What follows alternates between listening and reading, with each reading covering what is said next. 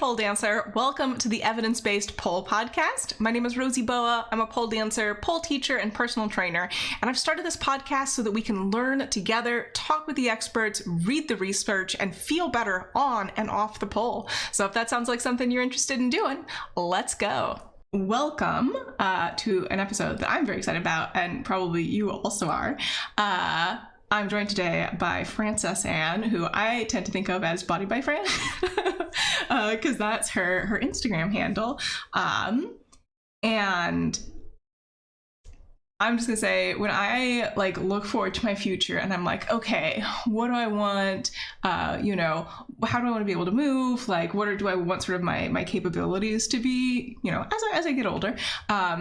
I don't think it's at your level. I don't think I'm ever going to be as buff as you are. Fran is verging on superhuman levels of fitness, I would say, and I don't have the dedication to reach and maintain that. But definitely, I think you are a huge move and inspiration for someone who has been in the game for a while, works with older students and specializes in older students. And older here is plus 40, although of course we know you can continue doing pole far later than that. And also just a huge proponent of, evidence-based practices, bringing in that exercise science background, strength and conditioning background. You have, a pole strength and conditioning certification, specialist certification. You'll have to correct me on the specific terminology. So extremely knowledgeable, specifically about pole, specifically about evidence-based methods, and as well injury prevention and then longevity of movement, which I think are things that we all want in our pole practice. I certainly do. I hope you do too, listener. So that's been my fangirl gush. Do you wanna tell us a little bit about how you see your work, and what do you see as your sort of areas of greatest expertise? Well, first of all, I'd like to say thank you for having me here, and your little fangirl moment was just so sweet, and I'm honored. I really am. Where I see my area of expertise is, as you say, I really enjoy helping over 40 polers sort of overcome those misconceptions of I'm not strong enough, I can't do this, menopause is changing my body, all of these things. And it's not really about being superhuman and super strong. I mean, as a bodybuilder and as someone who's been in the fitness industry for 30 years, it's a different level. But anyone can move and feel good in their bodies and feel strong and healthy and fit throughout 40s, 50s, 60s, 70s, beyond. There's no reason that we need to really decline as much as modern medicine says we're going to. I always like to think of a health span instead of a lifespan. So I want to live healthy longer, and I want to help people do that as well.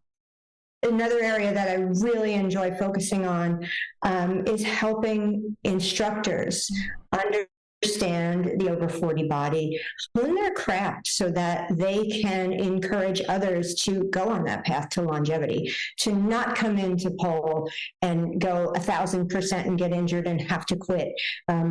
So it's really a secondary passion of mine to teach teachers. I'm a professional educator. I taught high school and college for 15 years, and I just enjoy teaching. So that's another avenue that I'm exploring, is teaching teachers, and I'm having so much fun. I think this episode is coming out on October 13th, and I think you'll actually be doing a program in South Carolina, if I'm correct, on those dates. So perhaps some of you listening are there. Probably not. I don't know. Maybe. Maybe we'll tune it in. Yeah, my Teacher's Toolkit mentorship program is meeting for a training vacation in beautiful South Carolina, Charleston, South Carolina. I love it. It's about 2 hours from my house. As you can tell, I'm not a Southern girl, y'all. I try, but I'm a transplant down here, and I really wanted to invite my mentorship crew down to do that being in the room thing, where we just thrive off each other's energy and learn and grow together. And I've also opened it up to the public as well. So we'll have a few people coming in from outside of the mentorship to come and explore and train together. I'm really excited about that. Oh, well, that sounds fun. Yeah, I think some of my listeners know this. I'm actually up in Virginia, so we're not that far away from each other, but unfortunately, I'm not really traveling these days. Alas. Yeah. So you mentioned, I think, one thing that is very relevant for, some polars as they get older, which is menopause. And I wondered if you wanted to talk a little bit about that. I think most people listening know what menopause is, but they may not know specifically how it will affect, your body and your physical capacity. And then also maybe some other things that you really think about when working with older students and maybe designing programs for them, or just to keep in mind. Yeah, absolutely. First, I'd really like to say that menopause has always seemed to be such a taboo topic. No one really wants to talk about it. And younger women are like, that's not going to happen for a while. I don't want to think about it. And older women are pretty much told, that's just what happens. Deal with it. And we're not really taught how to keep thriving through menopause. So some of the things to expect, and I am postmenopausal, I will say that. It's been a good amount of time now. I'm very excited about it. There is life after perimenopause and after menopause. So for those of you thinking that everything dries up and you're done, you're not. But perimenopause can be a really, really challenging time. The hormones start to fluctuate, periods fluctuate, our strength changes, our hormones are changing, our energy and moods change, and it's really, really important to begin to manage that. A lot of times we tend to turn to alcohol because we're stressed, and women in that stage of life are busy. We're in our careers, we've got children, we've got so much going on in our lives, maybe aging parents to take care of, that a lot of times we put our own care on the back burner. So if you're polling, you want to make sure that you're drinking enough water, getting proper nutrition, you're warming up the body properly. As we age, we tend to get a little stiffer and a little more cranky. I never warmed up when I was in my 20s. I'd go into the gym and just lift heavy, right? And now I'm a half an hour warming up, and I love it. It's my favorite part of the workout, is just to get everything going. So honoring that is really important as well. And getting your hormones checked. Force your doctor if they really don't want to do it. If you're experiencing any kind of weirdness, tired, achy, weight gain, those kind of things, those are not normal. And doctors want to tell you that it is, and you don't have to. I did start gaining a little bit of weight towards that transition, and I noticed that I couldn't do my high intensity training anymore. I had to slow down, lift a little bit heavier, rest a lot more in between my sets of things, even on the pole. If I was running a routine, I'd have to stop and rest and not keep doing it over and over again. My body just did not respond the same way that it used to all that high intensity training. So that's another thing to consider. And I do consider that in my signature program that is now geared towards 40 plus polars. We talk about that. You don't have to do all the strength and conditioning rapid fire. Do a set, rest, see how it feels in your body. Notice if you're getting the muscle engagement, try to figure it out and really feel what's going on. Lifting a little heavier, a little slower, taking our time, and building that foundation is really important for anyone, but especially as we age. And also, have you noticed any big changes in recovery time? I know you mentioned that you sort of tire out faster. Do you notice that you take longer to recover at all, or? Yeah, absolutely. I will rest 2 to 3 days each week, and sometimes they are complete rest with no movement, no stretching, anything. Just a little bit more intuitive. When I was younger, I would teach 15 to 20 fitness and pole classes a week and go to the gym on my own, and there was never a day off. And yes, I would overtrain at times and then step it back, but now I notice it a lot more. Recovery does take a little bit longer. Recovery from injury takes forever. Something that would take 2 weeks when you're 25 will take 3 months when you're 45, 55. So we need to understand that as well. We can't rush back in to things so quickly as we used to. And we can't expect our body to do what it did at 25. And we're not. Some people still have that same movement quality, but not everyone is going to be able to move in the same way. We have to honor that and train towards the goals that we want, and not think, well, I used to do this when I was 25. Why can't I do it now? Yeah, I think that's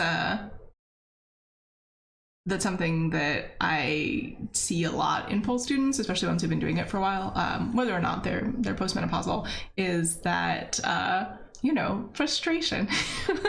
And like, I want to do everything now. I have all these goals. I want to get them right now. And then, as you mentioned, you run into problems with overtraining and injury. And I know that that's something that you're in particular very passionate about, is injury prevention, which same. I prefer as a movement discipline. We took injury prevention, just everybody, a little bit more seriously than we do currently. And I think most people listening, I know a lot of them are my students, also agree that injury prevention is very important. Besides, regulating your mood, paying attention to your body, noticing how you feel. It's a theme I'm really seeing what you say here. And also not really giving into that frustration and being like, I'm gonna go and go and go and push and push and push and push and do so much and then hit that wall.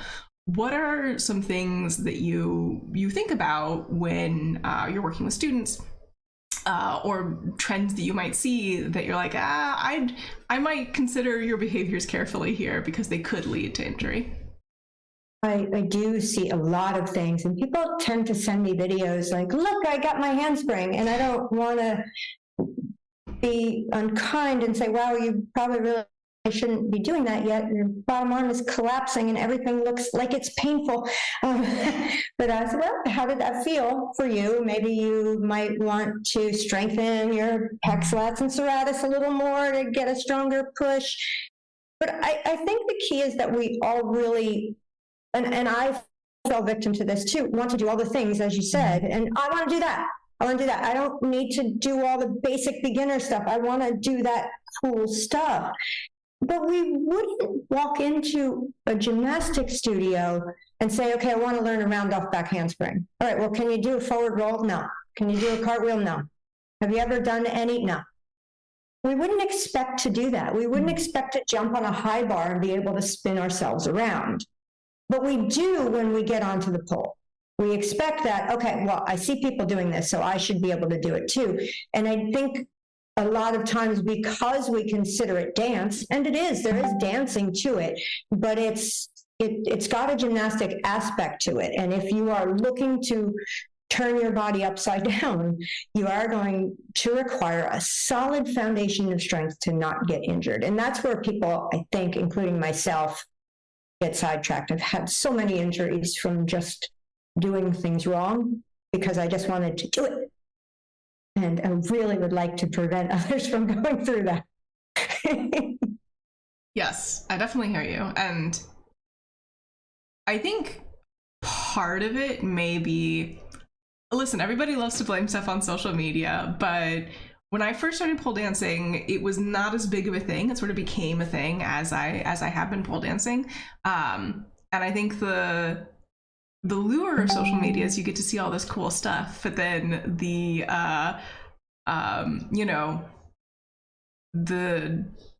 danger of it is it's like in cooking shows where people are like, here's one I made earlier. You don't see all the preparation steps, right? You don't know what they did to warm up that day. You don't know what their training program looks like. You don't know if they went home and couldn't walk the next day, right? Because they were so sore and they were doing so much, or if like this move led to an overuse injury. You don't see that context the way that you do, say, if you're in a studio and you're training with the same people, and you can be like, oh, she got her handspring. She's been working on it for 3 years, right? And like also doing cross training and also doing all of this other supporting movement.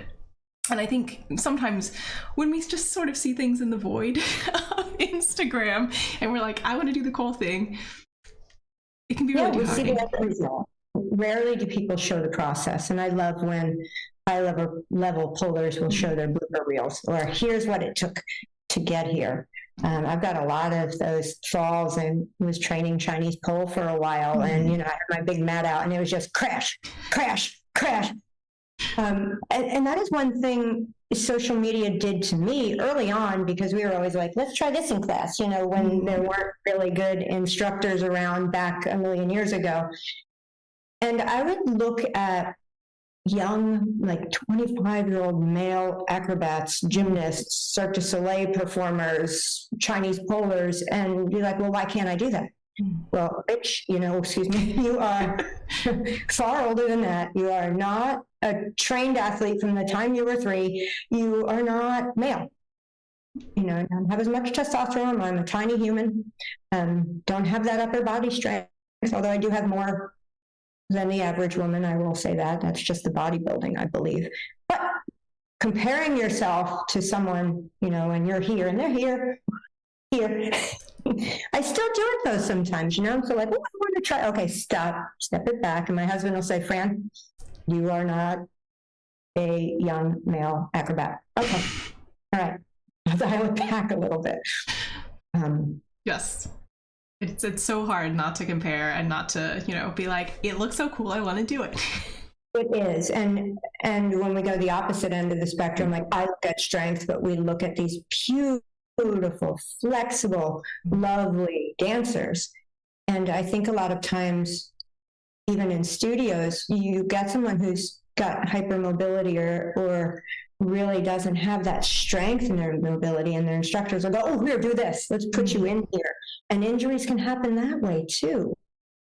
So it's not just strength-based, there's a flexibility component, and there's, like you said, all of that comparison. I want to do this, and not being able to assess whether there's the capacity for that.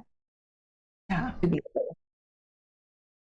Yeah, and I think that brings me to another thing that I think about a lot, that, having come from, having a personal training background, right? If we think about like, okay, I'm going to teach somebody like a compound lift and like this is their goal. Wait, well, first you're going to start with the prerequisites, right? The parts that go into that. You're going to do like each of the components of the lift on their own, right? You're going to start with a really light weight so people can like find that rhythm and what it feels like. And you're going to slowly build towards one specific thing over time with exercises that are really tuned towards that specific thing. And I don't always see, and of course it varies, and like some folks are really great about this and some folks are less so. And sometimes it's not needed, right? If you're working with, say, intermediate students you know really well, and you're like, you don't know like the 2 moves that go into this move, but I think I can just teach them to you together, right? So like a good example here is like if I'm teaching you a transition between 2 spins, I might just like show you both the spins really quick, but if I'm like, I've seen you dance a lot, I know that you can just pick these up right away, and then the transition is going to be the part that's challenging for you. I don't think you necessarily need to always go into super great depth for every single student, every single situation, but that buildup of like, okay, you're going to work on, let's say, this is a great example, a basic invert shape. I would like you to be able to do like a standing crucifix on the pole before you get into it, so you know what your leg contact point should be. And I don't always see that, right? Especially because I think folks are really excited to get upside down, and I don't want to tell you it's wrong to be excited, and I don't want to tell you that's not a good goal to work towards. Both fine, but building towards things slowly and having clear prerequisites for if you want to do X, you have to do Y, I think can be a challenge. I think can be a challenge for a lot of instructors that just aren't taught how to think about movement in that way, especially if they do come from a dance background where you don't get that quite as much. And it's a challenge. I don't know. That's something I think about a lot, and I don't really have any good question for you, but I'm sure you have comments on it. Yeah, absolutely. That is the entire foundation of my full strength and conditioning specialist certification, is we look at targeted strength and conditioning work before class starts. So if you're teaching that invert to a crucifix, we're going to teach the movement at the pole to get the coordination, and then we're going to test capacity. Does this person have the upper body strength to begin to lift for the invert? Let's break that down and start building that first. Can they get the pelvic tuck to happen? Let's work that on the floor, even if they can do it, just to create the mind-muscle connection as the movement happens. Because not everybody's very aware of where their body is in space either. So, that is the foundation of what I'm teaching in my level 1 certification, is to really be able to look at a student and see what they're doing and understanding if their issues are coordination. I don't know where my hands and feet are. I don't know how to make these muscles all work together. Or is it capacity? I don't have the mobility in the shoulder for a ballerina. I don't have the flexibility to do a split on the pole. I don't have the strength in the bottom arm to push into a handspring, those kind of things. And they're so vital. As you said, we do it in strength and conditioning. And I think I've seen a bit of that in CrossFit, where the instructors aren't really that adept at breaking down the movements. And people get injured, especially older people going into CrossFit, and then you're going to start to do a snatch, but you haven't trained the movement or assessed the shoulder mobility. And there are some phenomenal CrossFit coaches out there. My daughter does CrossFit and her people are awesome, but there are some out there, just like in pole, that need a little bit more understanding. And that's where we see injury happen. And we see it with personal training too. Trainers that are just overzealous and they don't think about the steps. So it's definitely something that we can all keep learning about, right? His movement is kind of a continuum. And I really love learning new things about the body. And especially now that I'm moving into flexibility training myself, it's so fun. Yeah. Yeah. And I would say for students who are listening, I know it does not feel great to be like, this is a goal that I have, and to be told, okay, first you need to do these things. You can't work on the specific thing you want to do yet. But I'm not going to say necessarily 100% of the time, but usually when you hear that from an instructor, they want you to get the goal, but they want you to get there safely and to be able to continue to move afterwards. And I would just move forward with caution if you're working with an instructor, and every time you bring in a move and you're like, I want to do this thing that feels very outside of your capacity, and you're like, great, let's get you into it immediately without doing any like analysis of you as a student. If you are continuously getting injured, that may be why. Just something to keep in mind. And I don't... And the bottom line is we don't want to be injured. And, for the student, it takes you out of everything that you love. It takes you away from your activity, your socialization, your family. Our pole studios are our families. And for the instructors in the studios, we're losing money. And I know nobody likes to say that, but it is a business. And we want to keep our people coming in and growing with us. One of the things that I've talked about in my mentorship with my instructors and studio owners is that maybe we refocus the way we frame our class levels. Instead of saying level 1, level 2, level 3, or beginner, intermediate, advanced, we set it up so that that highest level isn't the goal. So if we can name them something a little bit more welcoming, and not, so I have to go from 1 to 2 to 3, I have to go to the advanced level, like maybe we call that one, dynamic tricksters or something. So I don't want to be dynamic. I know that I don't like dynamic movement, so I wouldn't aspire to that class. Like, oh, that's cool, but that's not, but if you named it level 4 and that was the highest level you had, I need to be there. I know that's my personality, and that's how a lot of people are. So we discussed renaming and reframing how we approach that beginner to intermediate area in pole, and making it okay to train there and to strengthen there and to reach our goals, and then maybe decide if you want to be dynamic, if you want to be the trickster, if you want to do handstands, those kind of things. And then, of course, a lot of studios will do those sort of test outs. So you nailed this trick, and now you can move on. And that's wonderful, because it does give us a goal, but it's not, I need to reach this class because this is the pinnacle, and those people are what I aspire to be. So you can kind of take pole through your own lens. Like, maybe I want to stay with these flow classes and learn to incorporate my tricks that I have into a flow.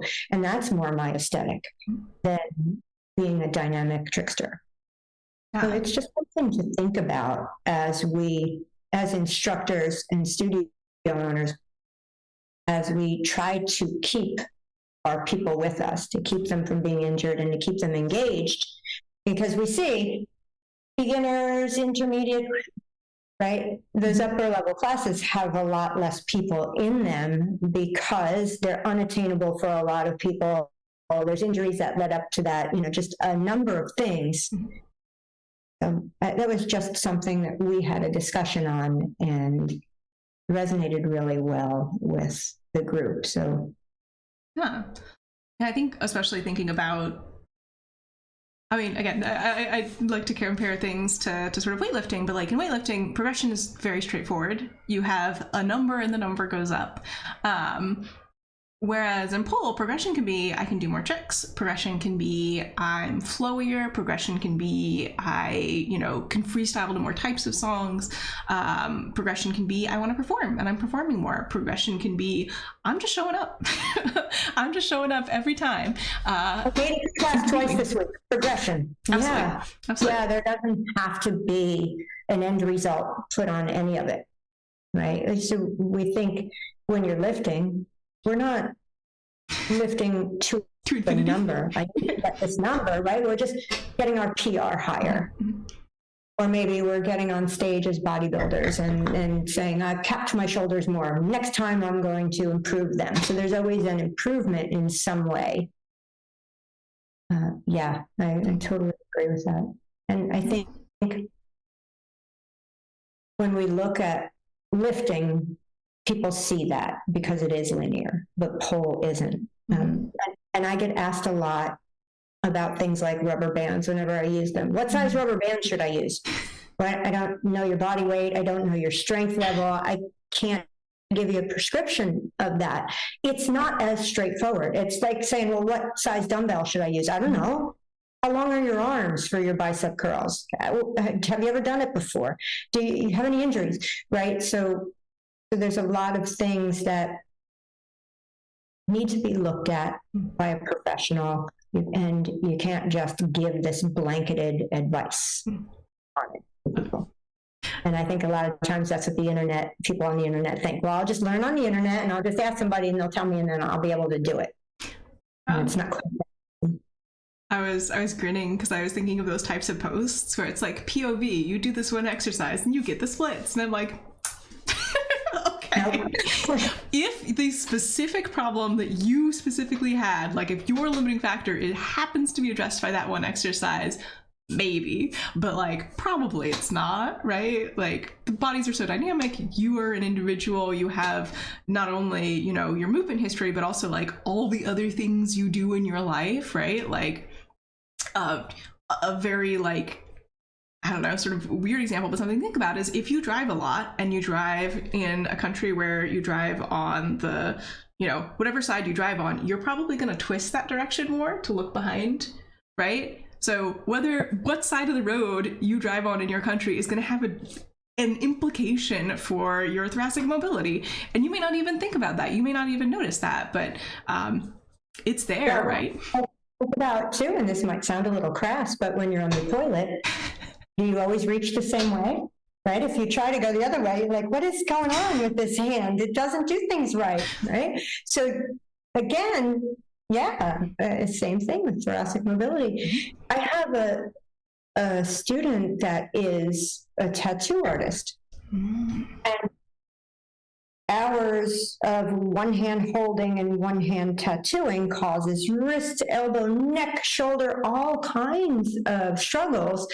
And so, the work then becomes, can you get up and stretch in between clients and roll back and begin to open all that up, because there's no way to avoid that. You cannot tattoo. On the ceiling. You just have people strung up. On your back, flat in traction. It just can't be done. So people that are at a desk, they draw, anything where you're hunched forward, there really has to be a desire to correct that. And you can't just expect it to happen in 2 pole classes a week, right? Why can't I get my ballerina? Well, because you're here, right? And this is never going to open back in the way that you need it to if you're so round. it forward, and you're not doing the work to open that up. Yeah, absolutely. And I know that is one of the things which, like, again, it's like being told, like, well, the thing you want to do, there's prerequisites you got to go through to get to there. Understanding that, like, all the movement you have in your life, all your history of movement, right? Like, whatever you did as a kid, right? If you were like a kickball kid, that affects you now. I was not a kickball kid.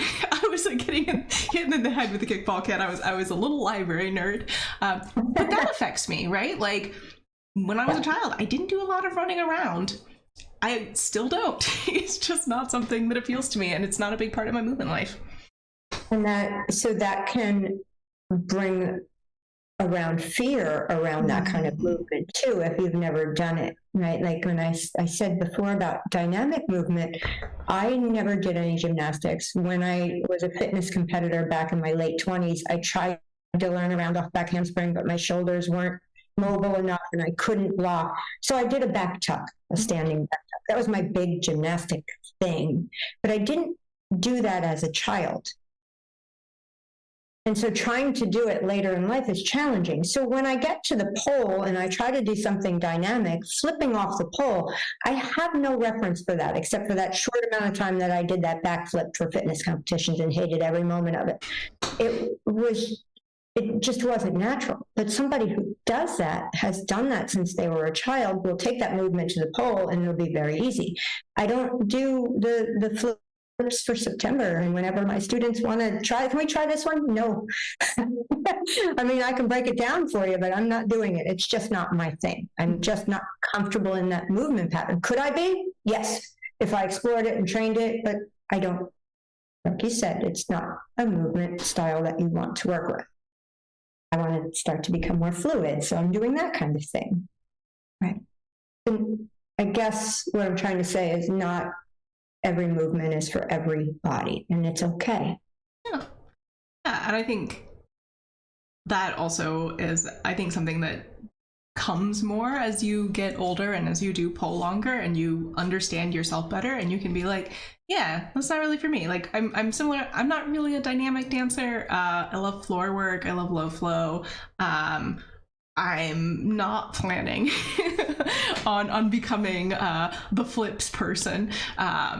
And could I? Yeah, absolutely. If you're listening and you're like, I really want to do that, but I don't know how to do it. Yeah, absolutely. You can do that. It's something you can work towards. But is it something that A, you enjoy the learning process of, you're going to keep showing up for? Because especially as you move towards things that are more dangerous, if you're not continuously training and showing up for it, you're not going to make progress. And, you know, that. Yeah. Period. You're not going to make progress. I had the inflection I was going to keep talking, but that's not it. And there's no specific trick that you need to do to be good, right? For a long time, I thought the fonji was the be-all, end-all, until I started training it, and I was like, oh, I don't like this at all. And I did it once with a spot. I've done the half fonji a couple times, and ow, my boob hurts, my wrist hurts. And the full going back up was, I just didn't enjoy the process. And that was really hit me with what you said. If you don't enjoy it, why bother? I mean, I guess if you're an elite level world-class competitor and that's something that you want to put in, maybe enjoyment isn't your top priority, right? But just for those of us that are just doing it because we love it and because it's fun, I no longer think that's the be-all, end-all. For me, being able to dance to a song without being critical of myself is huge. So that's more important to me than getting the fonji. It's really about honing in on your priorities and what you want to do. And like you said, being consistent with moving towards those goals without rushing it, without self-criticism, without, just allowing that training to unfold and to enjoy it. Yeah, I know that many people are very motivated by goals and they feel happiest when they're ticking off goals, and I do not think that's a bad thing. But if you are looking for sustainable long-term movement and to be perfectly frank, there will be a point at which you do not learn any more new pole moves, no matter how hard you try. It'll just come at some point in your life, right? That's going to happen for all of us. If you can't enjoy the journey at that point, then what are you doing? You're probably not going to keep doing it, right? And hopefully you'll find another movement activity that fulfills that need, where you can continue to progress if that's really what you're getting out of having this this activity in your life. But if it's not, and what you're getting out of it is community and fun and enjoyment, and you're really tying your self-worth and your ability to have a good time to, I've got to go through this checklist. Maybe a relationship that you can start reevaluating now, so that when that time comes, you can be like, it's chill, it's fine. I know a few people who like to just try trick after trick after trick for Instagram. And several of them that have said, I'm not getting the attention. I've done this trick and people aren't liking it.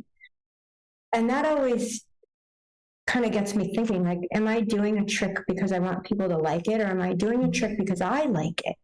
And yeah, you'll see me do a cup grip handspring over and over again. Why? Because I like it. It's just fun. Shoulder mount planks, those kind of things. Those are my thing, and I do them because they're fun. I love strength moves. I'd rather strength and condition. I'd rather climb the pole hand over hand. So that's what brings me joy, but I'm not doing it for the likes as much as, with a business, of course, you're trying to get eyes on your work, but it's not just to say, look what I can do. And there are a lot of people that are doing that. Here's the next trick, here's the next trick. And I wonder if they're really enjoying the training because the end result is not giving them the dopamine hit that they want, right? So if you're that person, think about that too. Yes, we love seeing you nail your new tricks, but what was the process like for you? How did it feel in your body? How excited were you when you got it? And are you going to keep that excitement even if two people like it? Right? Yeah. Yeah, I mean, especially, sort of given how fragile being able to share pole content online is. This is a little bit of an aside, but there's currently some legislation in the U.S. Congress which may make it much more difficult to put pole content online. I don't want to get into it too much. If you are interested, I guess reach out to me on Instagram and I'll send you the names of the bills. But I always, because I'm a freestyler, that's my thing, and when I'm going through and looking through freestyles, I'm like, okay, I need a little snippet to share for something. I always gravitate towards the parts of the dance that felt the best to me and not the most technically impressive parts. And that's what looks good to me. And that's what, looking at it, I remember how good I feel, but also just as an audience member and a pole watcher, that's really what draws me in, is when I can tell someone is really enjoying what they're doing. And it does not have to be fancy, right? Sometimes, there was a while ago where I had this whole freestyle and I did some medium technical stuff. And there was a bit where I rolled over on the floor and I was like, that's it. That's the best bit, was the rolling over, because I was enjoying it. I was really in the moment and I was really stretching, and I was like, that's what looks the best, right? It's not the cool tricks. It's the, that super embodied intentional moment that felt really good when I wasn't thinking about how I looked. Right. And I try to express that to people that come to me with competition training. Is it doesn't matter if you're working that hard on that combo and your face is like, we need to see the joy. Back it down. You don't have to do the move that's so technically hard for you to do that you're afraid all the way up to it and you can't enjoy the movement. If you don't mind, I would like to address what you were saying about social media. Yeah. Just a little bit, that for those of you that are in business and are pole business people, and you're selling classes and programs online, if you do not have an email list, get one. Because if things like this happen, if we are not allowed to share our work on social media, because ultimately it is someone's business that they are running, and we cannot stop them from stopping us on their platform. It's free. So we're not, so we need to have a backup. That's what I'm saying. So if you are a business person, please, please, please build your email list and nurture those people and send them all your good stuff and send them your videos and keep them in your family that way, just in case. Just in case, and especially if you tend to be a more sexy pole dancer, because we know that the powers that be don't love that very much. So get those people into a community in your email list and, send them your stuff there, because they may not be seeing it. Being shadow banned is real, and we do this for a living. So just instead of being upset about it, you can be upset and complaining about it, do something, be proactive, and save your business. Right? Yeah. And I would also, conversely for students, if there's someone you really like and, you want to learn from them and keep up with them, subscribe to their newsletter, sign up for their email list. Yeah, right? Students do that, because just about everyone has one. And if they don't, reach out and ask them. They may be able to just put you on a list for upcoming events if they don't have something structured already. But yeah, definitely get on those lists, get all that juicy free stuff. Yeah, I do mine is mostly musings and thoughts about pole, and I think the newsletter I did this week was about when a training session is going bad and you're like, I don't feel it, what can you do? So that sort of stuff. Very valuable stuff. Right. And I love to jump on people's newsletter lists just to see what they're up to, hear about them and their lives and their businesses and what's going on. And I love when I get a little tip about something. Heidi Coker's great with that little mindful movement tip that she'll send out. I love that. So yeah, jump on those lists. Yeah, Heidi's amazing. Also, a friends list is also very good. And something you've been mentioning recently, I think this is probably going to be the last thing we talk about because I want to make sure I'm respecting your time, is coming back from injury. And you mentioned that particularly, as you start to get older, that process is longer and longer. So, I mean, we cannot completely prevent injuries from happening in the world, even if every pole studio were like a complete bastion of nothing bad ever happens. We all drive cars. So when an injury happens, what as a trainer and teacher are sort of your big tips for folks who are coming back? Well, number one, I get a lot of DMs like, this hurts when I do that, and I have this pain, and I have, number one, please, please, please see a medical professional. Get it checked. I'm not a doctor. I don't even play one on TV. I can help you in your post-rehab. And I love to hear what your PT has to say and where you're at in that rehabilitation and get you going past that. But do that first and foremost. And I know that can be expensive, but it's so worth it. So worth it. And then honor your body. Coming back in 1,000% can cause re-injury, and then you're going to be out longer. So do that physical therapy, that rehab. And don't just stop when your injury feels better, no matter what age. You may want to start to incorporate some prehab movements for that area. So if you've got an rotator cuff because you're not using your serratus anterior, strengthen your serratus anterior every time you train. And don't just stop. And then just give yourself some grace and understanding that the body does take time to heal. It needs proper nutrition. It needs proper hydration. It needs rest. It needs, for me, I need to foam roll and stretch and just get blood flowing sometimes through those muscles.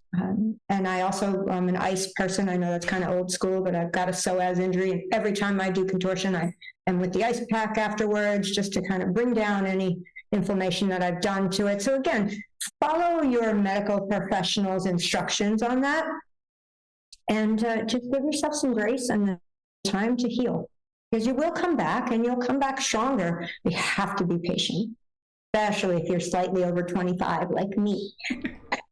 My story, I'm sticking with it. It's a challenge, but I think well worth the long-term results. Absolutely.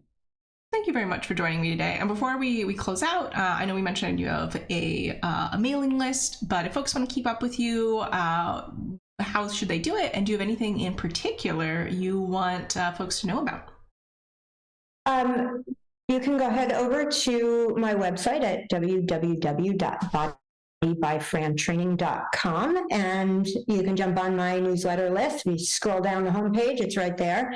You can also get a free Pull Strong Method class from me where I discuss my methodology of targeted warm-ups, trick-specific conditioning, and technique tips, and then we go through some of that for split grip and leg hangs, and then you get an idea of what I do. And then right now, I guess what's really just coming up is my teacher training in Charleston, and I will be relaunching the second round of my Teachers Toolkit Mentorship Program. So instructors that are out there and would like to get PSCS certified and learn more about teaching as a skill and as your product, you can go ahead to my website and check that out, or reach out to me at Body by Fran, and I would be really glad to talk to you about that.